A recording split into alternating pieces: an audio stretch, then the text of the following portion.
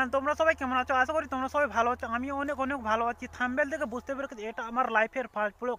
তো বন্ধুরা, তোমরা তো জানো একজন ক্রিয়েটার হতে গেলে সাপোর্টের প্রয়োজন হয়। তোমরা আমাকে সাপোর্ট করো। তো বন্ধুরা, আজকে চলে এসেছি মাঠে।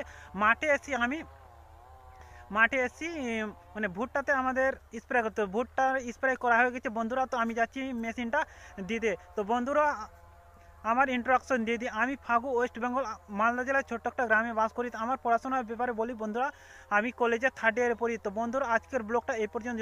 যদি ভিডিওটা ভালো লেগে থাকে লাইক কমেন্ট শেয়ার করবেন এবং অবশ্যই চ্যানেলটা সাবস্ক্রাইব। তো বন্ধুরা, মাঠের জাস্ট ভিডিও তোমরা দেখে নাও একটু।